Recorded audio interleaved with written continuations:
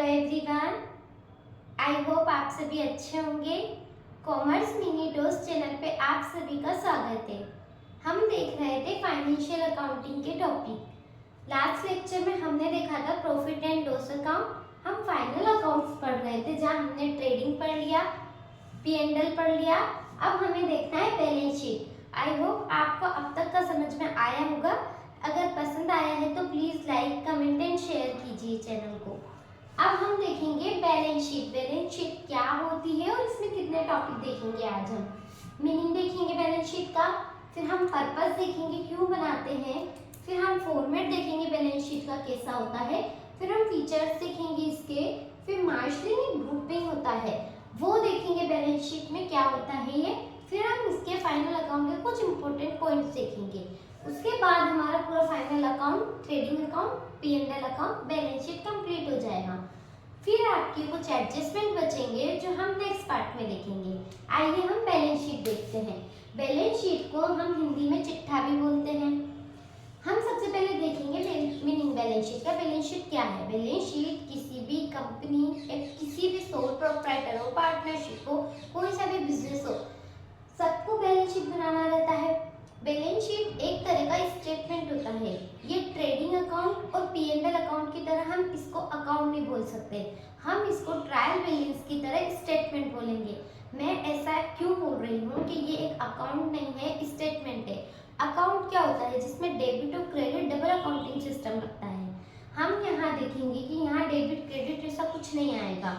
ये पर्टिकुलर किसी एक डेट का होता है, जबकि अकाउंट आपके पूरे ईयर के, मंथली हम इस टाइप से बनाते हैं। तो इसलिए हम बोलेंगे कि जो आपकी बैलेंस शीट है वो ट्रायल बैलेंस की तरह स्टेटमेंट है। फिर हम देखते हैं कि ट्रायल बैलेंस और P&L के फॉर्मेट में हम क्या लिखते हैं? For the year ending.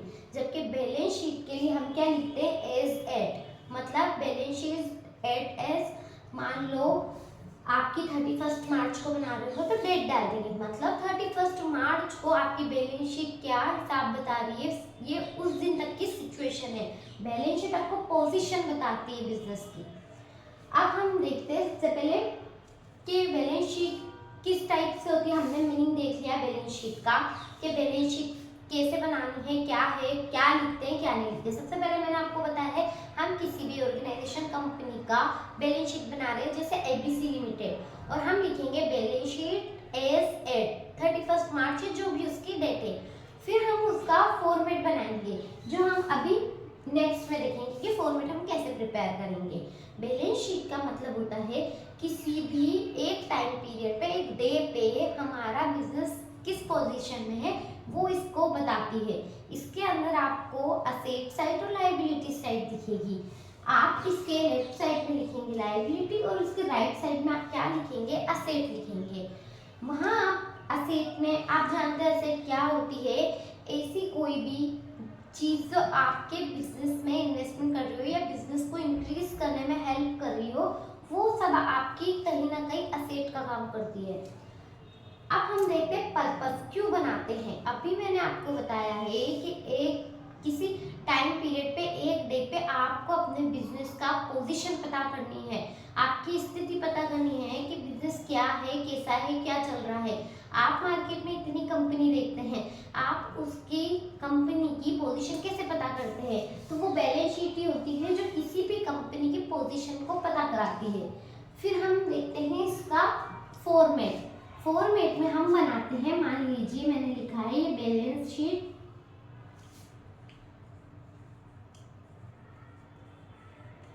यहाँ डेट डाल देंगे, ठीक है।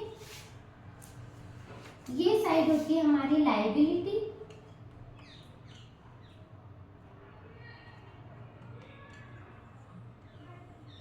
यहाँ आ जाएगा हमारा अमाउंट,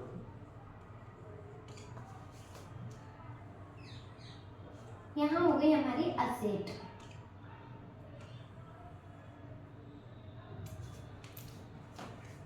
अब हम यहाँ पर देखेंगे कि लायबिलिटी, अमाउंट, असेट, और ये हो गया हमारा अमाउंट। बैलेंस शीट का फॉर्मेट इस तरह से होता है और नीचे आके ये टोटल हो जाते हैं, ठीक है। अब हम देखते हैं इसको बनाते कैसे हैं। मान लीजिए आपने बिजनेस स्टार्ट किया है तो आप बिजनेस में कैपिटल तो लगाएंगे ना, एक फिक्स्ड अमाउंट तो लगाएंगे, तभी आपका बिजनेस स्टार्ट होगा। तो जब मैं यहाँ पे कैपिटल लगाऊंगी तो मैं कहाँ शो करूंगी, लायबिलिटी साइड। क्यों करूंगी, क्योंकि कैपिटल मेरा दायित्व है, जिम्मेदारी है बिजनेस की कि अपने ओनर को ये वापस प्रॉफिट के साथ रिटर्न करने के लिए। तो यहाँ आ जाएगी हमारी कैपिटल। मान लीजिए मैंने अपने बिजनेस में लगाई थी 10 लाख रुपए, तो ये क्या हो गई मेरी कैपिटल। अब जब मैं कैपिटल लगाऊंगी तो ऑब्वियसली मैं या तो कैश में लाऊंगी या बैंक बैलेंस लेके आऊंगी या कोई चीज लेके आऊंगी। तो मान लीजिए यहाँ मैं कैश में लेके आई थी तो यहाँ भी मेरे आ जाएगा। ठीक, अब मैंने क्या किया है, अब मैं पैसे लगा के तो नहीं ना रुक जाऊंगी, अपने प्लांट वगैरह डालना है या मैन्युफैक्चरिंग करनी है तो मुझे मशीन की जरूरत पड़ेगी। तो मैंने क्या खरीदी, मशीनरी। 5 लाख रुपए की मैंने क्या खरीद ली, मशीनरी। अब मैं मान लो क्रेडिट पे खरीदती हूँ तब तो मेरे इस साइड पे मेरे क्रेडिटर्स आ जाएंगे, पर मान लो मैंने इसको कैश में खरीदा तो यहाँ से कैश लेस हो जाएगा। तो अब देखिए, मान लीजिए मैंने इसको उधार क्रेडिट बेस पे खरीदा था तो यहाँ मेरे क्रेडिटर्स बढ़ जाएंगे। कितने से बढ़ेंगे, 5 लाख। ठीक, अब मान लीजिए मैंने अपने बिजनेस के लिए एक लैपटॉप परचेज किया है ना। अब मान लीजिए वो आया है 1 लाख रुपए का और उसका मैंने क्या किया है, कैश पेमेंट किया है। तो मैं यहाँ क्या करूंगी, 1 लाख रुपए माइनस कर दूंगी क्योंकि मैंने कैश दिया। तो कितने बच गए मेरे, 9 लाख। ठीक है, अब आप देखिए मैंने आपको शुरू से बोला है फॉर्मेट में आपने क्या देखना है। आपने लायबिलिटी देख ली, असेट देख ली, जैसे जैसे ट्रांजैक्शन होते हैं और आपका क्या आ रहा है उस अकॉर्डिंग ये बैलेंस शीट बनती है आपकी। अब आप हमेशा देखेंगे ट्रेडिंग P&L में तो क्या होता था, बैलेंस इन फिगर निकलता था। जैसे आपका अगर ट्रेडिंग में निकला तो हमारा ग्रॉस प्रॉफिट ग्रॉस लॉस होता था और आपका P&L में निकला तो नेट प्रॉफिट नेट लॉस होता है। जबकि बैलेंस शीट एक स्टेटमेंट है, इसके दोनों तरफ हमेशा अमाउंट बराबर रहेगा। अगर आपका अमाउंट बराबर नहीं है तो कहीं ना कहीं आपने कोई ना कोई गड़बड़ करी है। अभी आप यहाँ देखो 10 और 5 15 लाख हो गए। ठीक है, अब आप इधर भी देखो, यहाँ मैंने माइनस किया था तो 9 लाख, एक 10 लाख और एक 15 लाख। मैंने बताया आपको कोई भी ट्रांजैक्शन होएगा ये अमाउंट हमेशा क्या होंगे, बैलेंस में रहेंगे, बराबर आएंगे। ये हो सकता है आपके डेटर्स और क्रेडिटर्स बढ़ते घटते जाएं क्योंकि कैश आपने कैश बेस पे किया होगा तब तो यहाँ से लेस हो जाएगा, पर आपने क्रेडिट बेस पे किया है तो किधर आ जाएगा। आपने माल क्रेडिट बेस पे किसी को दिया था, आपके डेटर्स बढ़ जाएंगे, कैश नहीं आएगा। तो इसका मतलब मैं बोल सकती हूँ कि मेरी लायबिलिटी साइड और मेरी असेट साइड कहीं ना कहीं दोनों जाके बराबर टोटल में होनी है। ठीक है, अब हम देखेंगे नेक्स्ट मार्शलिंग और ग्रुपिंग क्या होता है। आपके जितने भी मान लीजिए जूनियर अकाउंटेंट का पेपर हो रहा है, नेट का पेपर हो रहा है, आपके एपी का पेपर हो रहा है, सेट का पेपर हो रहा है, वहाँ ऐसे छोटे छोटे से क्वेश्चन MCQ टाइप में आ जाते हैं कि मार्शलिंग क्या है, ग्रुपिंग क्या है, मार्शलिंग किससे रिलेटेड है। तो इसका आंसर क्या है, trading, P&L, balance sheet, none of this. तो आप क्या बताएंगे, बैलेंस शीट से रिलेटेड है। अब मैं बताती हूँ आपको इस मार्शलिंग के पहले ग्रुपिंग। ग्रुपिंग क्या होती है, आप जानते हो करंट असेट होती है, फिक्स्ड असेट होती है। जब भी कोई एक सिमिलर एक्सपेंसेस है, सिमिलर टाइप की कोई चीज रहती है, जैसे कि आप मान लो कोई असेट है वो शॉर्ट आपकी करंट असेट है। ठीक है, कोई असेट है आपके पास, कोई आपकी पूरी की पूरी फिक्स्ड असेट है, तो वो एक हेड के अंदर आ गई ना। कैसे, एग्जांपल के लिए मेरे पास प्लांट एंड मशीनरी है, मेरे पास बिल्डिंग है, तो ये सब क्या है, फिक्स्ड असेट है ना। तो ये मैं इसमें शो करूंगी, इसका हेड तो क्या बनेगा, फिक्स्ड असेट, और मैं building, furniture, plant and machinery सब कहाँ दिखा दूंगी, उसके अंडर। तो ग्रुपिंग का मतलब होता है जब भी किसी चीज का मान लीजिए एक हेड है, जैसे फिक्स्ड असेट है, फिक्स्ड असेट की क्या आ गई, मशीनरी आ गई, क्या आ गई, आपका फर्नीचर आ गया। जो एक जैसे नेचर के, हम यूं बोल सकते हैं कि जो एक जैसे नेचर के रहते हैं उनको एक हेड दे देते हैं, उसको बोलते हैं ग्रुपिंग करना। यही आप लायबिलिटी साइड में देखोगे, करंट लायबिलिटीज क्या क्या आता है इसके अंदर, हम पहले भी पढ़ चुके हैं ये क्या था करंट लाइबिलिटीज में, आपका लाइबिलिटी आती क्रेडिटर्स, शॉर्ट टर्म लाइबिलिटी आ गई, आपके बिल्स पेबल आ गए।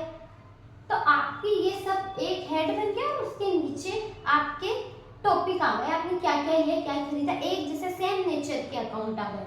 तो ये होते हैं ग्रुपिंग करना। अब आते हैं हम मार्शलिंग। मार्शलिंग क्या होता है, आप देखेंगे मार्शलिंग का मतलब होता है आप एक सीक्वेंस में लगाना। अब सीक्वेंस कैसे हो सकती है, ये 2 टाइप से हो सकती है बैलेंस शीट के अंदर। पहली तो होती है आपकी लिक्विडिटी की,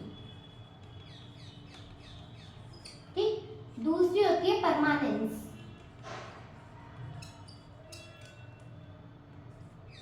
लिक्विडिटी समझते हैं सबसे पहले क्या होती है। लिक्विडिटी का मतलब होता है तरलता, यानी कि आप उसको कितनी जल्दी कैश में कन्वर्ट कर सकते हैं। ऐसा क्यों बोल रहे हैं, देखिए अभी हमने क्या किया है, कैपिटल को यहाँ ऊपर दिखाया है ना, फिर क्रेडिटर्स नीचे आए हैं, ठीक। इधर देखिए आपको कैश दिखा रखा है, मशीनरी दिखा रखी है, मैंने लैपटॉप दिखा रखा है। अभी ये तो हमने एग्जांपल के लिए समझा था, तो हमने सीक्वेंस पे ध्यान नहीं दिया। अब हम 2 तरह के ऑर्डर में बैलेंस शीट को क्रिएट कर सकते हैं। सबसे पहले लिक्विडिटी, मैंने बताया तरलता होती है जिसको कैश में जल्दी कन्वर्ट कर सकते हो आप। तो अगर मैं लिक्विडिटी के फॉर्म में बैलेंस शीट रखती हूँ तो मैं सबसे पहले कैश लिखूंगी, बैंक लिखूंगी, करंट असेट लिखूंगी और फिक्स्ड असेट लिखूंगी।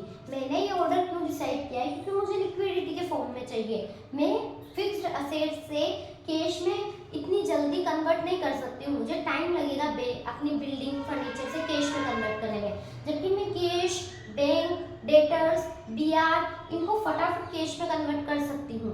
तो ये हो गया लिक्विडिटी ऑर्डर। सेम इधर भी क्या करेंगे, हम पहले करंट लाइबिलिटी लिखेंगे और फिर हमारी लॉन्ग टर्म लाइबिलिटीज लिखेंगे और कैपिटल लिखेंगे। तो ये सिचुएशन कौन सी होती है हमारी, लिक्विडिटी की। फिर हम देखते हैं परमानेंस। परमानेंस ऑर्डर, परमानेंस का मतलब होता है हमारा ऐसा ऑर्डर जिसके अंदर आप क्या करेंगे, आप परमानेंस के अंदर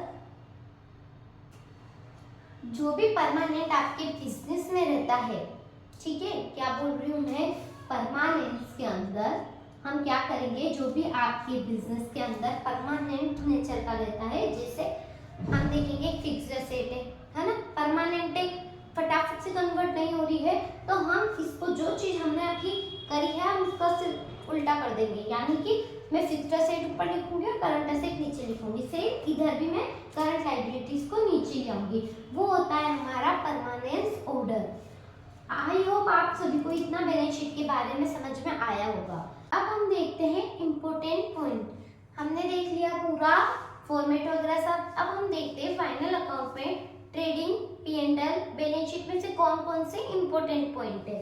सबसे पहले हम देखेंगे इसके अंदर कि ट्रेडिंग अकाउंट और P&L अकाउंट को हम क्या बोल रहे हैं, ये हमारे क्या है, अकाउंट है। जबकि हमने बैलेंस शीट को क्या बोला है, स्टेटमेंट, किसकी तरह, ट्रायल बैलेंस की तरह।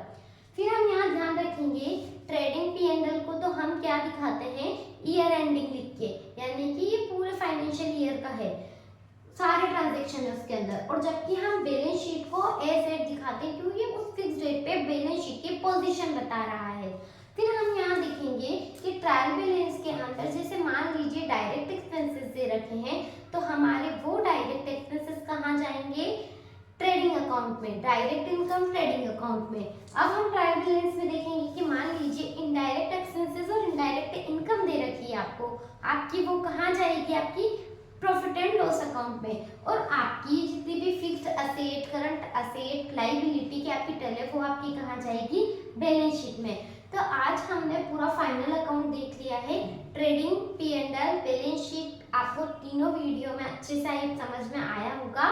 आप तीनों वीडियो को एक बार देखिएगा और आपको अगर कोई डाउट रहे तो प्लीज कमेंट में डाउट को मेंशन कीजिएगा।